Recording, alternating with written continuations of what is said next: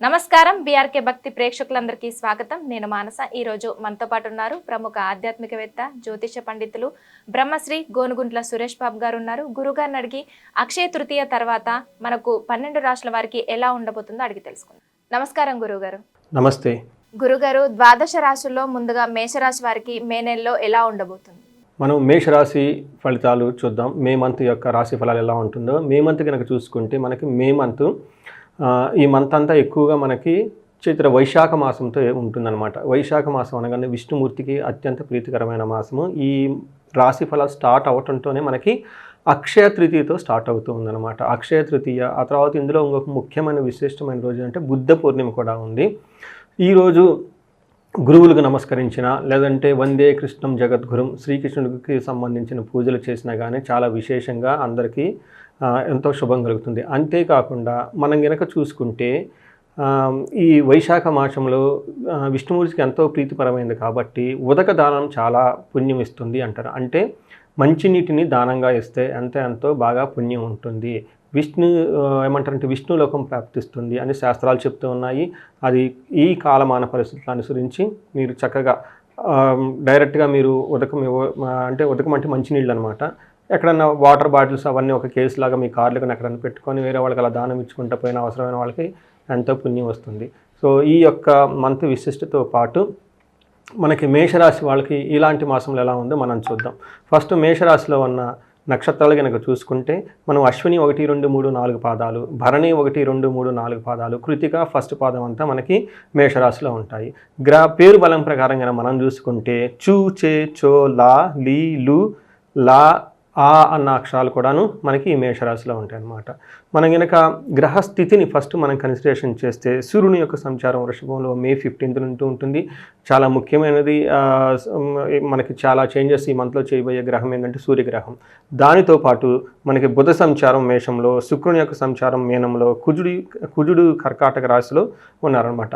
తర్వాత ఈ మేషరాశిలో ఇంకొక 3 ముఖ్యమైన గ్రహాలు కూడా మారుతూ ఉన్నాయి. ఒకటి సూర్యుడు బుధుడితో పాటుగా మనకి వేరే 3 ముఖ్యమైన గ్రహాలు కూడా మారుతూ ఉన్నాయి. అది ఒకటి గురువుతో పాటు కుజ, కేతువులు, రాహు, కేతువులు కూడా మారుతూ ఉన్నారనమాట. ఈ యొక్క అంటే టోటల్గా గురువు, రాహు, కేతువులు కూడా మే మంత్లో మారుతూ ఉన్నారు. ఈ యొక్క గ్రహస్థితిని అనుసరించి మేషరాశి వాళ్ళకి ఈ మే మంత్ 2025లో ఎలా ఉందో మనం చూడబోదాం. మనకి సూక్ష్మ గోచారం, లఘు గోచారం అన్న కాన్సెప్ట్తో కనుక చూస్తే వెరీ బ్రీఫ్గా ఈ మంత్ అంతా ఎలా ఉంటుందో మనం తెలుసుకోవచ్చు. ఈ గ్రహస్థితి ప్రకారం సూర్యుని వల్ల ధనం వచ్చే అవకాశం ఎక్కువగా ఉంటుంది. శత్రువుల మీద మీరు కూర్చొని రిపప్రియం అంటారు. శత్రువులతో చక్కగా మీరు ఒక మంచి ఏమంటారంటే వాళ్ళతో కలిసి కూర్చొని మాట్లాడితే సమస్యలన్నీ పరిష్కారమయ్యే అవకాశం ఎక్కువగా ఉంటుంది. అర్ధాక్షయం మీకు బుధుని వల్ల ధనంకి నష్టం వచ్చే అవకాశం కూడా ఎక్కువగా ఉంటుంది. అంతేకాకుండా మీకు ధనం కూడా వచ్చే అవకాశం ఎక్కువగా ఉంది.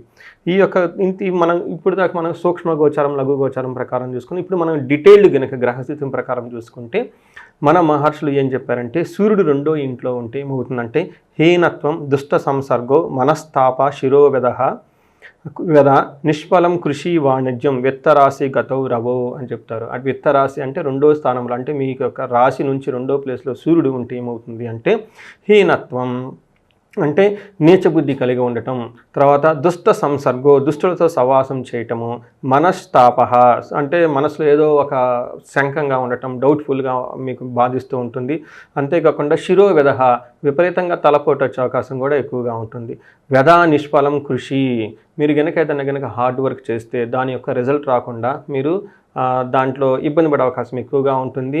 విత్తరాశిగతో వ్యాపారం మీకు ఈ ధనానికి సంబంధించిన విషయాల్లో ఇబ్బంది పడుతూ ఉంటారు అని చెప్పేసి మనకి సూర్యుడు 2వ ఇంట్లో ఉంటే జరుగుతుందని మన మహర్షులు మన జ్యోతిష శాస్త్రంలో వివరించారు. అంతేకాకుండా 8వ ఇంట్లో కూడా దృష్టి ఉండటంతో గొడవలు అయ్యే అవకాశం ఎక్కువగా ఉంటుంది. ఏదైనా కనుక హెల్త్ కాంప్లికేషన్స్ కూడా మిమ్మల్ని ఇబ్బంది పెట్టే అవకాశం ఎక్కువగా ఉంది. తర్వాత మనకి ఇప్పటిదాకా మనం సూర్యుడి గురించి చెప్పుకున్నాం. ఇప్పుడు మనకి కుజుడి గురించి చెప్పుకుంటే కుజుడు వీళ్ళకి మిక్స్డ్ రిజల్ట్ ఇస్తున్నారు అని చెప్పుకోవాలి.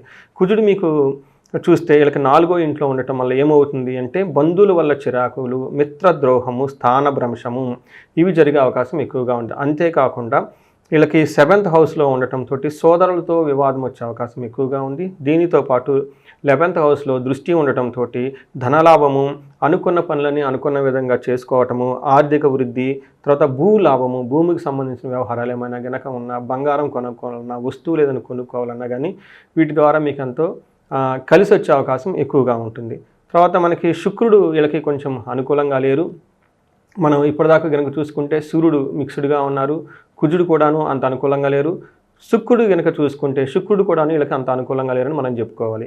ఏ ప్రకారంగా అంటే 12th హౌస్లో శుక్రుడు ఉండటం వల్ల శస్త్రపీడం చోరబాధ చ అతిక్లేశో మహద్భయం కృషిరవ్యాధి సర్వ విఘ్నం శాత్ ద్వాదశ స్థానగ భృగో అని చెప్తారు. శుక్రుడు కనుక 12లో ఉంటే ఏమవుతుంది అంటే వీళ్ళకి ఆయుధ పీడం, చోర భయం, దొంగతనాలు జరిగే అవకాశం ఎక్కువగా ఉంటుంది. కష్టాలు, భయము, వ్యవసాయం ఇట్లాంటి పనులు కనుక చేస్తే అందులో విఘ్నాలు కలిగే అవకాశం ఎక్కువగా ఉంటుంది అని చెప్తారు. అంతేకాకుండా వీళ్ళకి మనకి గుప్త రోగాలు అంటారు, ఇలాంటి రోగాలతో కొంచెం బాధపడే అవకాశం ఎక్కువగా ఉంటుంది. ఇది మనకి గ్రహస్థితిని బట్టి మేజర్గా ఉన్న 3 గ్రహాలను బట్టి మేషరాశి వాళ్ళకి ఎలా ఉంటుందో మనం తెలుసుకున్నాం. ఇప్పుడు నక్షత్రం ప్రకారం కనుక మనం చూసుకుంటే ఇందులో 3 నక్షత్రాలు ఉంటాయి, అశ్విని, భరణి, కృతిక. ఇందులో అశ్విని నక్షత్రం వాళ్ళు కనుక మనం చూసుకుంటే వీళ్ళకి 3 విషయాల్లో చాలా పాజిటివ్గా ఉంటుంది, 3 విషయాల్లో చాలా ఛాలెంజింగ్గా కూడా ఉంటుందన్నమాట. ఫస్ట్ ఎక్కడ వీళ్ళకి పాజిటివ్గా అనుకూలంగా ఉంటుందంటే సౌఖ్యంగా ఉంటారు, సంపద ప్రకారం బాగుంటుంది, ధన ప్రభావం బాగుంటుంది, విజయం ఉంటుంది, ఐశ్వర్యము ఉంటుంది. తర్వాత మనకి ఛాలెంజెస్ ఎక్కడ ఉన్నాయంటే కనుక చూసుకుంటే వీళ్ళకి కలహము, తర్వాత నాశనము, ఈ 2 ఎక్కువగా చూపిస్తూ ఉన్నాయి కాబట్టి గొడవలు అయ్యే అవకాశం ఎక్కువగా ఉంటుంది. ఏదైనా కనుక పని మీరు చేస్తూ ఉంటే ఆ పని తలపెట్టిన పని కాకుండా ఆగిపోయే అవకాశం కూడా ఎక్కువగా ఉంటుంది. దీన్ని నాశనం అంటారు. అయితే 2వ నక్షత్రం కనుక మనం చూసుకుంటే భరణి ఇందులో ఉంటుంది. ఇందులో కూడా వీళ్ళకి మిక్స్డ్గా ఉంటుంది, కొన్ని విషయాల్లో చాలా అనుకూలంగా ఉంటుంది, కొన్ని విషయాలు చాలా ఛాలెంజింగ్గా కూడా ఉంటుంది. వీళ్ళకి ఎక్కడ అనుకూలంగా ఉంటుందంటే వీళ్ళకి ఐశ్వర్యవంతంగా ఉంటుంది, సంపదలు బాగా ఉంటాయి అని చెప్పాలి. ఛాలెంజెస్ ఎక్కడ ఉందంటే కలహము, నాశనము చూపిస్తూ ఉంది కాబట్టి గొడవలు అయ్యే అవకాశం ఎక్కువగా ఉంటుంది, అనుకున్న పని కాకుండా ఇబ్బంది పడే అవకాశం కూడా చాలా ఎక్కువగా ఉంటుంది. నెక్స్ట్ కృతికా నక్షత్రం కనుక మనం చూసుకుంటే ఈ కృతికా నక్షత్రం వాళ్ళకి అగైన్ మిక్స్డ్గా ఉంది, చాలా విషయాల్లో అనుకూలంగా ఉంది, చాలా కొన్ని విషయాల్లో ప్రతికూలంగా కూడా ఉంది. మనం ఎక్కడ అనుకూలంగా ఉంది అని మనం కనుక చూసుకుంటే వీళ్ళకి సౌఖ్యప్రదంగా ఉంటుంది, సంపదలు బాగుంటాయి, క్షేమంగా ఉంటారు, ఐశ్వర్యవంతంగా ఉంటారు, అంటే చాలా పాజిటివ్గా ఉన్నాయి. అయితే వీళ్ళకి ఛాలెంజెస్, తర్వాత ప్రతికూల పరిస్థితులు ఏమన్నాయని కనుక మనం చూసుకుంటే వీళ్ళకి మృత్యు భయం, సో నాశనము, తర్వాత నాశనము అని కలహము, ఈ 3 అంటే నాశనము, కలహము, మృత్యు భయము చూపిస్తూ ఉంది. ఇక్కడ మృత్యు భయం అంటే ఇప్పటిదాకా ఏదైనా కనుక ఒక పని మనకు సపోర్ట్గా సాగుతున్నా, హెల్ప్ అవుతున్నా అది మనకు రాకుండా ఆగిపోయే అవకాశం ఎక్కువగా ఉంటుంది. అది రాకుండా పోతుందేమన్న భయం ఉంటుంది, మృత్యు భయం, కానీ మృత్యు కాదు. అందుకని చెప్పేసి భయపడే అవకాశం ఎక్కువగా ఉంటుంది. అనుకున్న పని ఏదైనా ఒక పని పూర్తి అవ్వకుండా మధ్యలో ఆగిపోయి విఘ్నం కలిగేసి నాశనమయ్యే అవకాశం ఎక్కువగా ఉంటుంది. కలహము, గొడవలు కూడా అయ్యే అవకాశం ఎక్కువగా ఉంది. ఇది మన నక్షత్రం ప్రకారం కనుక చూసుకుంటే ఉండే మనకి రిజల్ట్ అని మనం చెప్పుకోవాలి. అయితే ఇందులో ఇంకా కొన్ని భరణీ కృతికా నక్షత్రం వాళ్ళు చాలా జాగ్రత్తగా ఉండాలి. ఎందుకంటే సూర్యుని యొక్క సంచారం భరణీ కృతికా మీద జరగబోతుంది కాబట్టి మనకి జ్యోతిష శాస్త్రంలో సూర్యుడు సంచారం ఉన్న నక్షత్రాల్లో మనకి ఉంటే చెస్ట్ రిలేటెడ్ ప్రాబ్లమ్స్ వస్తాయి అని చెప్తారు. చాలామందికి ఇదే టైంలో గుండె దడదడగా కొట్టుకోవటం, తర్వాత కొంతమంది హార్ట్ పేషెంట్స్ ఎవరైనా ఉంటే చాలా జాగ్రత్తగా ఉండటం, సరైన ఫుడ్ తీసుకోవటం, యోగా చేయటం, మెడిటేషన్ చేయటం, ప్రికాషనరీగా సమ్మర్ కూడా ఎక్కువగా ఉంటుంది కాబట్టి ఎక్కడ పడితే అక్కడ దూర ప్రయాణాలు చేయకుండా ఉండటం, ఫుడ్ ఏది పడితే అది తినకుండా ఆలోచించి చాలా చక్కగా మీరు తీసుకోవటం, ఇవన్నీ చేస్తూ ఉండాలని చెప్పేసి భరణీ కృతికా నక్షత్ర వాళ్ళకి విశేషమైనగా ఒక సూచన ఇవ్వడం జరుగుతూ ఉంది. సో ఈ ప్రకారంగా కనుక చూసుకుంటే మీకు మేషరాశి వాళ్ళకి కొంచెం మిక్స్డ్గా ఉంది, ఛాలెంజింగ్గా ఉందని మనం చెప్పుకోవాలి. గురుగారు, ఈ రాశి వాళ్ళు ఎలాంటి పరిహారం చేసుకుంటే మంచిదంటారు?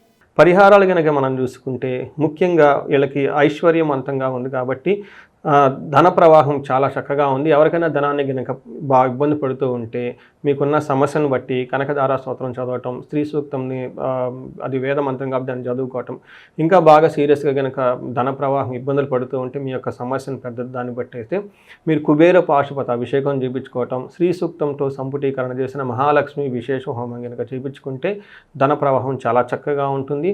మీకు ఇందులో ఇక్కడ కలహము అని ఎక్కువగా చూపిస్తూ ఉంది. తర్వాత కొన్ని విషయాల్లో మృత్యు భయము అని నాశనం అని కూడా చూపిస్తుంది. కాబట్టి ఇలాంటి విషయాల్లో మీకు చండీ పారాయణము, చండీ హోమం కనుక చేయించుకోగలిగితే చాలా అద్భుతంగా ఉంటుంది. తర్వాత గొడవలు రాకుండా, గొడవల్లో మీకు విజయం రావడానికి మన్యు పాశుపత అభిషేకం చేయించుకున్నా కానీ చాలా చక్కగా ఉంటుంది.